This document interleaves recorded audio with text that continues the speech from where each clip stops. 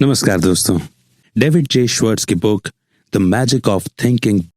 आपने शायद ये बात कई बार सुनी होगी, think big, think out of the box, do more and be more. ये काफी कॉमन मोटिवेशनल एडवाइजेज हैं जो ऑलमोस्ट हर कोई दूसरे को देता है, और हम भी इन बातों पर बिलीव करके यही उम्मीद करते हैं कि ये सच हो। लेकिन क्या हम वाकई में जानते हैं कि ये एडवाइस काम करेगी या नहीं? क्या आपको वाकई लगता है कि थिंकिंग बिग आपको वो सक्सेस दिला सकती है जो आप चाहते हैं? अगर आप ऐसे लोगों में से हैं जो यही सवाल खुद से पूछते हैं, तो इनके आंसर्स आपको इस बुक में मिलेंगे। थिंकिंग बिग का मैजिक आपकी हेल्प करेगा ये रियलाइज करने में कि आपकी सक्सेस में आपकी थिंकिंग कितनी मैटर करती है। आप जो हैं और जो बनना चाहते हैं, इसमें थिंकिंग काफी बड़ा रोल प्ले करती है। जो आप डिजर्व करते हैं उसे हासिल करने में भी आपकी थिंकिंग ही हेल्प करेगी। तो मैजिक ऑफ थिंकिंग बिग नाम की इस बुक में आपको वो बेसिक प्रिंसिपल्स और कॉन्सेप्ट सीखने को मिलेंगे जो रियल लाइफ सिचुएशन पर बेस्ड और टेस्टेड हैं। ये बुक आपको रास्ता दिखाएगी कि आपको क्या करना है और कैसे उन प्रिंसिपल्स को अप्लाई करके आप बड़ी सफलता और जीवन में खुशियां पा सकते हैं। तो सबसे पहले आता है believe you can and you will succeed. Success हर किसी की लाइफ का गोल होता है, फिर चाहे सक्सेस एजुकेशन की हो या करियर की हो या फैमिली लाइफ में। इन जनरल हर कोई सक्सेसफुल होना चाहता है। ज्यादातर लोगों को सक्सेस एक आउट ऑफ रीच और इम्पॉसिबल चीज लगती है, लेकिन वास्तविकता में सक्सेस का फॉर्मूला काफी सिंपल है। बस खुद पे बिलीव करना स्टार्ट कर दें कि आप कर सकते हैं, और जब आप बिलीव करने लगेंगे कि आप कुछ कर सकते हैं तो आप वाकई में करेंगे। और एक बार जब आपने करने की ठान ली, तो किसी चीज को कैसे करना है आपको खुद समझ में आ जाएगा। आइए इसे एक एग्जाम्पल के माध्यम से समझते हैं। एक आदमी टाई एंड डाई की कंपनी में काम कर रहा था। इस काम से वो ठीक ठाक पैसे कमा लेता था, लेकिन वो सेटिस्फाइड नहीं था। वो अपनी वाइफ और 2 बच्चों के साथ एक छोटे से घर में रह रहा था। उनके पास इतना पैसा नहीं था कि एक बड़ा घर ले सकें या अपनी बाकी जरूरतें पूरी कर सकें। जैसे जैसे दिन गुजरते जा रहे थे, वो आदमी अपनी लाइफ को लेकर दुखी होता गया और अपनी फैमिली को खुशी ना देने की वजह से वो सबसे ज्यादा हर्ट होता था। कुछ सालों के बाद उसे एक दूसरी जगह जॉब मिल गई। यहाँ भी उसका काम सेम था, लेकिन जगह डिफरेंट थी। ये जगह उसके घर से बहुत दूर थी, लेकिन उसने सोचा क्यों ना ट्राई किया जाए। जॉब इंटरव्यू के एक दिन पहले वो आदमी कुछ सक्सेसफुल लोगों से मिला जिन्हें वो जानता था, पर उनसे मिलने से पहले उसने खुद से पूछा कि उन सफल लोगों के पास ऐसा क्या है जो उसके पास नहीं है।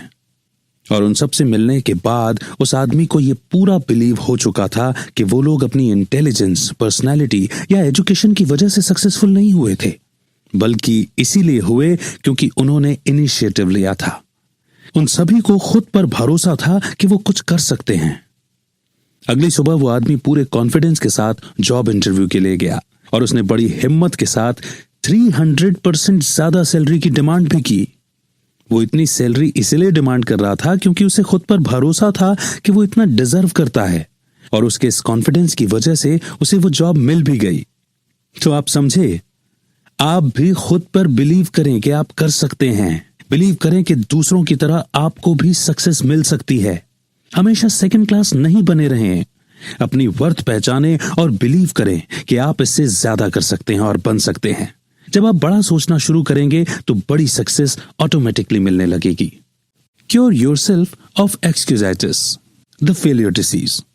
अगर हम दूसरों को ऑब्जर्व और स्टडी करें तो पता चलेगा कि अनसक्सेसफुल लोग एक्चुअल में एक दिमाग को बंद करने की बीमारी के शिकार हैं। इस डिसीज को एक्सक्यूजाइटिस कहते हैं। जो लोग इससे सफर करते हैं उन्हें ये नजर नहीं आती, लेकिन हम अक्सर अपनी लाइफ के कुछ एस्पेक्ट्स को कंसिडर करते हैं और उन्हें अपनी फेलियर का जिम्मेदार मानते हैं। जब लोग हमसे पूछते हैं कि क्या हुआ, हम प्रोग्रेस क्यों नहीं कर रहे हैं, तो हम कुछ ऐसे बहाने गिनवा देते हैं, जैसे अरे मेरे साथ तो हेल्थ इश्यूज हैं, या फिर मैं काफी ओल्ड हूं, अब मैं उतना इंटेलिजेंट नहीं हूं ना, या फिर भाई मैं तो अनलकी हूं।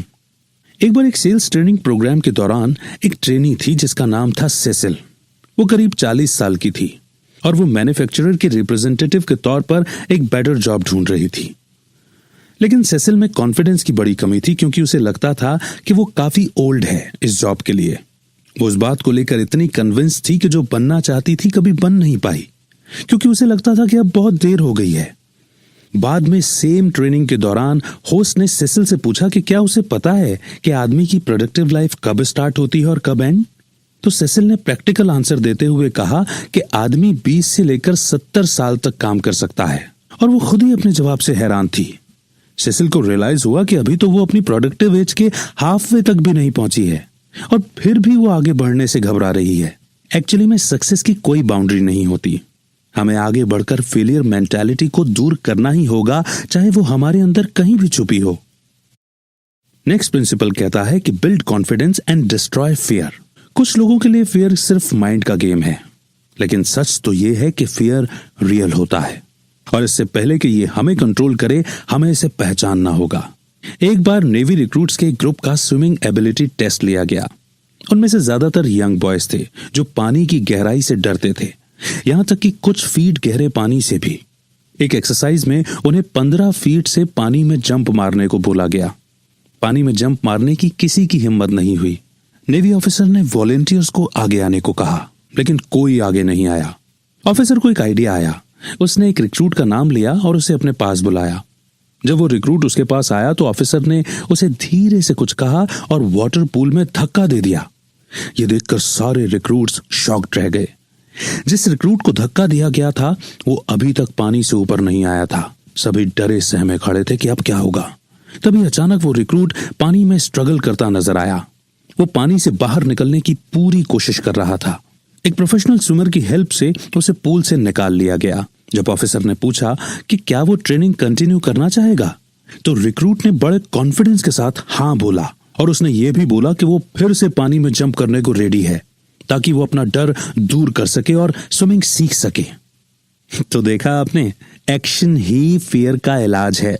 फियर ही हमें बिलीव करने से रोकता है कि हम कुछ कर सकते हैं। यह हमें पॉसिबिलिटीज की तरफ बढ़ने से मना करता है। पॉजिटिव थॉट्स के थ्रू आप अपने कॉन्फिडेंस को बिल्ड करके फियर को अपने माइंड से रिमूव कर सकते हैं। चीजों का ब्राइट साइड देखने की कोशिश करें और अपनी प्रॉब्लम्स को करेज और ऑप्टिमिज्म के साथ फेस करें।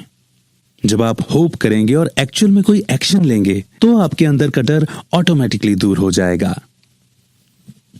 अब नेक्स्ट प्रिंसिपल कहता है हाउ टू थिंक बिग। एक अमीर आदमी अपनी एक्सपेंसिव कार चला रहा था।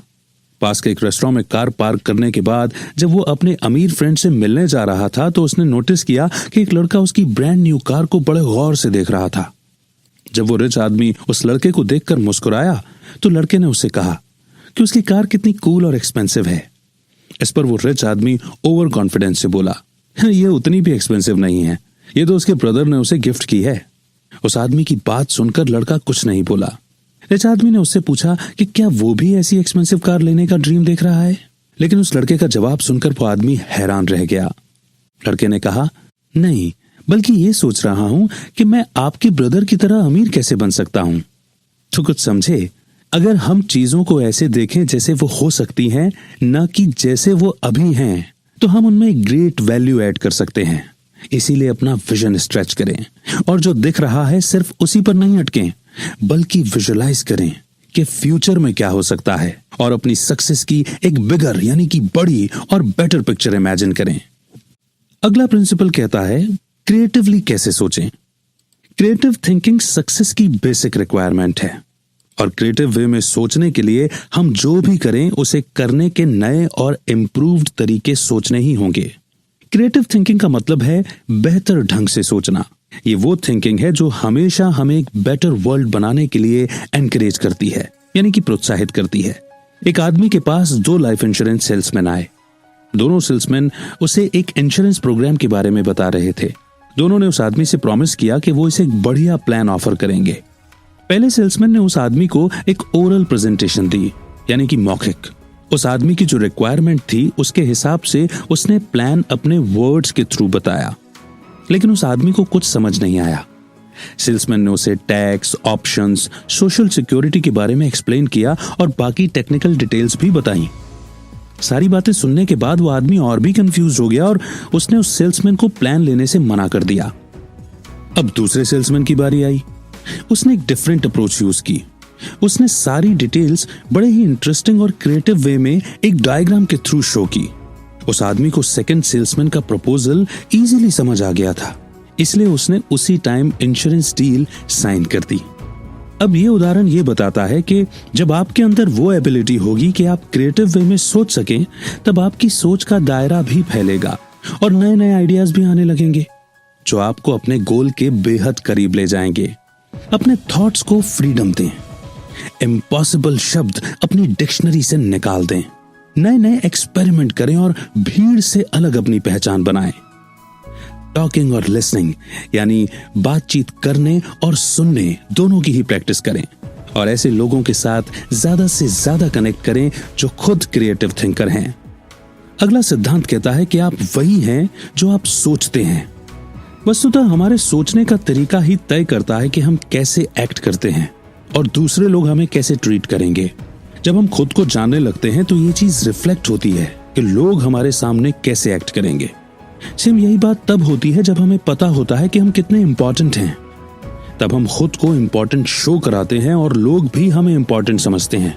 एक रात एक बेटे ने अपने पिता को बताया कि वो अपने स्कूल प्ले में लोन रेंजर का कैरेक्टर कर रहा है। ये सुनकर पिता बड़े एक्साइटेड और खुश हुए। फिर लड़के ने कहा, बस एक प्रॉब्लम है कि उसके पास हैट नहीं है। वो पिता तुरंत अपने रूम में गए और पुरानी सी काऊ बॉय हैट लेकर आए। उसने अपने बेटे से बोला कि ये हैट काम में आ जाएगी, लेकिन बेटा नहीं माना।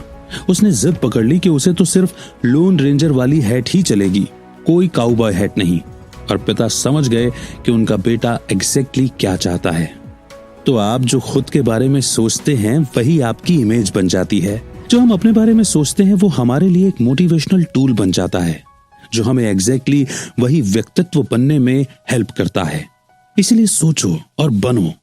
जितना हम सोच भी नहीं सकते, हमारे माइंड में वो पावर होती है। तो जब हम इसे यूज करेंगे ये डिसाइड करने के लिए कि हम कौन हैं, तो जरा सोचिए क्या होगा। नेक्स्ट प्रिंसिपल कहता है manage your environment, go first class. पैसे सेव करने के चक्कर में एक आदमी ने 4 महीनों तक एक चीप रेस्टोरेंट में खाना खाया। उस जगह में जरा भी सफाई नहीं थी, खाना भी बकवास था और सर्विस का तो बुरा हाल था। लेकिन पैसे बचाने के लिए वो आदमी बिना कंप्लेंट किए चुपचाप खा लेता था। एक दिन उसके एक फ्रेंड ने उसे टाउन के सबसे बढ़िया रेस्टोरेंट में लंच के लिए बुलाया। वहां पर उसके फ्रेंड ने, जो कि एक बिजनेसमैन था, लंच ऑर्डर किया तो उस आदमी ने भी सेम ऑर्डर कर दिया। उसके बाद जो हुआ उसे देखकर वो आदमी हैरान रह गया। उसके सामने बढ़िया खाना परोसा गया था, सर्विस भी एकदम फर्स्ट क्लास थी, बढ़िया एम्बियंस और बढ़िया एनवायरनमेंट था। और सबसे बड़ी बात तो ये थी कि यहाँ का प्राइस उससे बस थोड़ा ही ज्यादा था जितना वो उस चीप रेस्टोरेंट में पिछले 4 महीने से पे कर रहा था। उस आदमी को एक बड़ा लेसन मिल गया था। फर्स्ट क्लास बनने के लिए पहले आपको फर्स्ट क्लास की तरह बिहेव करना पड़ेगा। हमें लाइफ में खुद को एंजॉय करने से नहीं रोकना चाहिए। फर्स्ट क्लास का मतलब है बेस्ट, और यही हम बनना चाहते हैं। खुद के बारे में यही सोचें कि आप फर्स्ट क्लास डिजर्व करते हैं। First class service, first class job, first class salary और first class life. Small thinking वाले लोगों को अपने रास्ते की रुकावट नहीं बनने दें। ऐसे लोगों के साथ रहें जो पॉजिटिव हैं और जो first class way of thinking रखते हैं। खुद पर बिलीव करो कि आप हर जगह और हर चीज में फर्स्ट क्लास बन सकते हो। और अब अगला प्रिंसिपल यानी अगला सिद्धांत कहता है कि अपने एटीट्यूड को अपना दोस्त बना लो। अगर देखा जाए ना तो एटीट्यूड ही सब कुछ है। राइट एटीट्यूड ही हमें सक्सेस की तरफ ले जाता है। एक ऑप्टिमिस्टिक और मोटिवेटेड पर्सन में जो बात है वो किसी सेल्फ सेंटर्ड, नेगेटिव और अनग्रेटफुल इंसान में कहां। तो एटीट्यूड एक तरह से हमारे फ्रेंड की तरह है, जिसे अगर हम राइट वे में डेवलप करते हैं तो यह हमें सक्सेस की ऊंचाई पर पहुंचा सकता है। वर्ल्ड ओलंपिक्स के दौरान एक नए तलवारबाज लड़के का मुकाबला एक ऑल टाइम विनर के साथ हुआ, जिसमें उसने ऑल टाइम विनर को हराकर वर्ल्ड फेसिंग चैंपियनशिप जीत ली। दोनों के बीच काफी डिफरेंस था, क्योंकि ऑल टाइम विनर कई सालों की प्रैक्टिस और एक्सपीरियंस के बाद इस मुकाम तक पहुंचा था, लेकिन नए लड़के ने अपना बेस्ट परफॉर्मेंस दिया और चैंपियन के साथ बड़ी क्लोज फाइट की। हर राउंड के बाद गेम हार्ड होता गया और जब दोनों लास्ट राउंड में पहुंचे तो दोनों के बीच टाई हो गया था। दोनों प्लेयर्स को एक शॉर्ट टाइम दिया गया। वो नया तलवारबाज जीतने के लिए काफी स्ट्रगल कर रहा था। वो खुद से सिर्फ एक ही चीज बोलता रहा, आई कैन डू दिस, मैं ये कर सकता हूं। और फाइनल राउंड में उस लड़के के पॉजिटिव एटीट्यूड और स्ट्रॉन्ग मोटिवेशन ने उसके सामने जीत का रास्ता खोल दिया। और इस तरह वो ऑल टाइम चैंपियन को हराकर खुद चैंपियन बन गया। तब से वो ओलंपिक्स का I can do this man के नाम से फेमस हो गया। उसने ऑल ओवर वर्ल्ड के दूसरे एथलीट्स को भी इंस्पायर किया। जब हमारा एटीट्यूड पॉजिटिव और गुडविल पर फोकस्ड रहता है तो हम कभी गलत नहीं हो सकते। हमें हर हाल में सक्सेस मिलेगी। हमारा एटीट्यूड ही हमें मैक्सिमम इफेक्टिवनेस की तरफ ले जाता है और हमारे करियर और लाइफ में गुड रिजल्ट्स जनरेट करता है। नेक्स्ट प्रिंसिपल यानी कि सिद्धांत कहता है कि थिंक राइट टुवर्ड्स पीपल।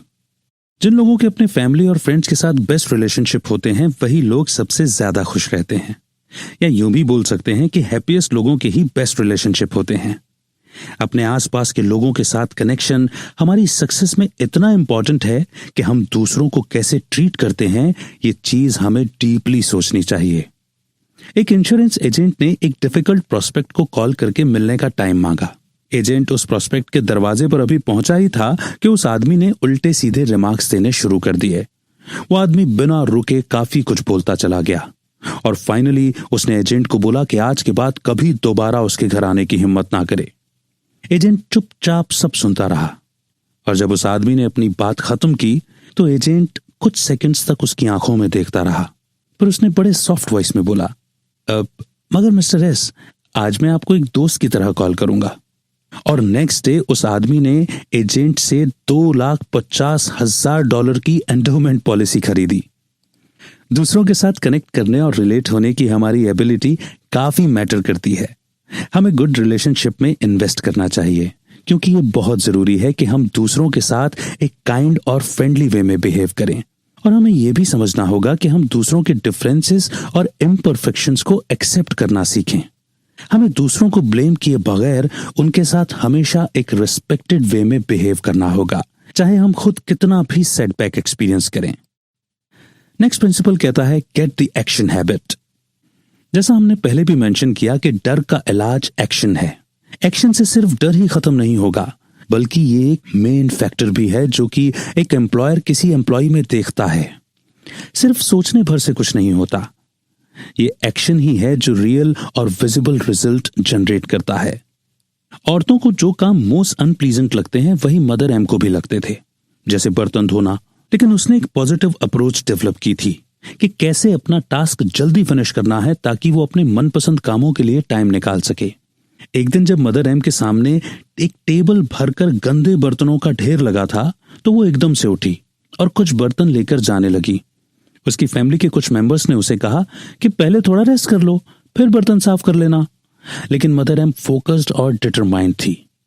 अपने आगे इतना बड़ा बर्तनों का ढेर देखकर उसने 1 मिनट के लिए भी नहीं सोचा और अपने काम में जुट गई और कुछ ही देर में वो सारे बर्तन धोकर फ्री हो गई थी।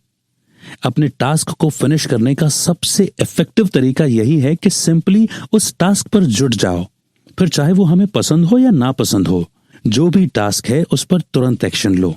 अपने माइंड में नेगेटिव थॉट्स आने ही मत दो। अब नेक्स्ट प्रिंसिपल आता है how to turn defeat into victory. Great Lionel Barrymore को कोई नहीं भूल सकता।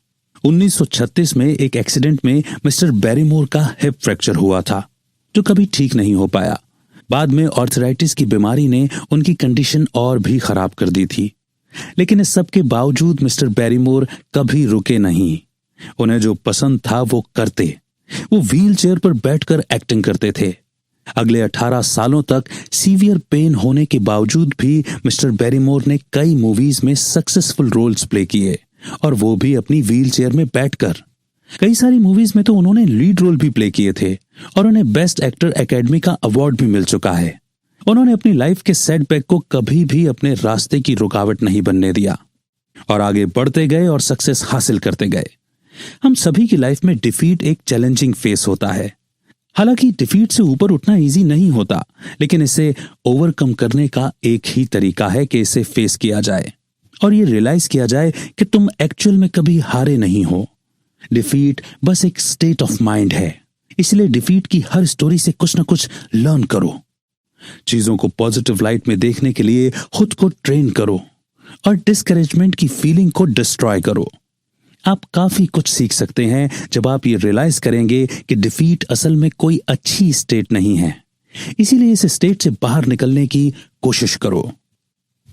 नेक्स्ट प्रिंसिपल कहता है use goals to help you grow. Goal एक ऑब्जेक्टिव या पर्पस होता है, और एक डिजायर भी होती है, और एक प्लान भी जिससे हमें सक्सेस अचीव होती है। जब आप कुछ अचीव करना चाहते हैं तो गोल सेट करते हैं। गोल सेट करना बहुत इंपॉर्टेंट है क्योंकि यह हमें कुछ करने का पर्पस और मोटिवेशन देता है। मिसेस डी का बेटा जब 2 साल का था तो उन्हें कैंसर हो गया था। उनके हस्बैंड की भी बस 3 महीने पहले डेथ हुई थी। फिजिशियन ने उन्हें कहा कि सर्वाइविंग के लिटिल चांसेस हैं, लेकिन मिसेस डी ने हार नहीं मानी। वो डिटरमाइंड थी कि वो अपने हस्बैंड की छोटी सी रिटेल स्टोर को चलाकर अपने बेटे को कॉलेज भेजेंगी। उन्हें कई सारे ऑपरेशंस करवाने पड़े और हर टाइम डॉक्टर यही बोलता था कि उनके पास अब कुछ ही मंथ्स बचे हैं। उनका कैंसर कभी भी पूरी तरह ठीक नहीं हुआ, लेकिन वो कुछ मंथ्स यानी कि कुछ महीने इतने लंबे खींचे कि इस तरह से 20 साल गुजर गए। मिसेस डी ने अपने बेटे को कॉलेज ग्रेजुएट होते हुए देखा, लेकिन उसके 6 वीक बाद ही उनकी डेथ हो गई।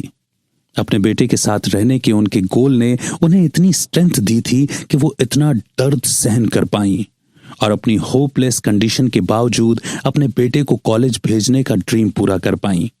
जब आपको पता होता है कि आपका गोल क्या है, आपकी मंजिल क्या है, तो आप अपने सामने एक क्लियर पाथ इमेजिन करने लगते हैं। लाइफ में गोल सेट करने हैं तो 10 इयर्स यानी कि 10 साल का गोल प्लान लिखो और उसे ट्रैक करते रहो। एक टाइम में एक ही प्लान पर काम करो, अपने डेली और वीकली गोल्स सेट करो, और ऐसा करने से आपको पता चलेगा कि आप कितने बेटर पर्सन और अचीवर बन सकते हैं। अगला प्रिंसिपल हमें सिखाता है कि how to think like a leader. Princess Diana को ब्रिटिश रॉयल्टी का एक इन्फ्लुएंशियल मेंबर माना जाता था।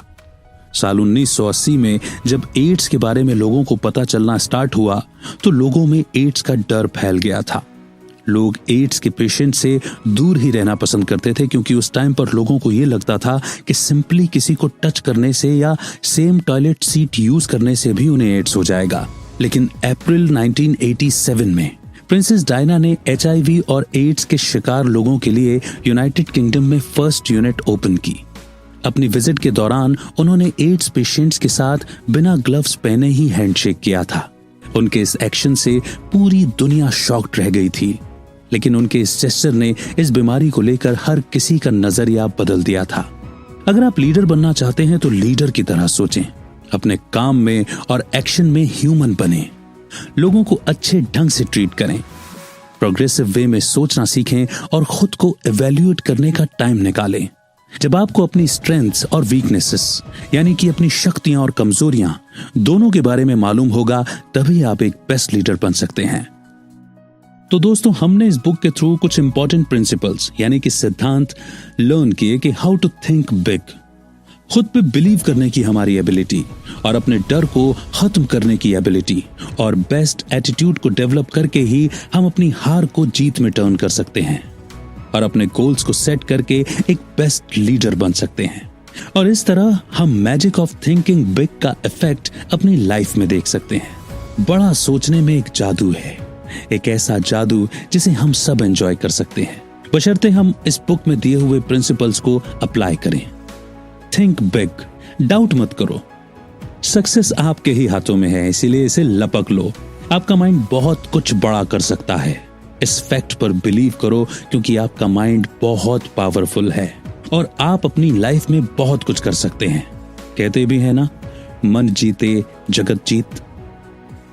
तो दोस्तों, इसी के साथ ही समरी यहां पर खत्म होती है। उम्मीद है कि आपको जरूर पसंद आई होगी।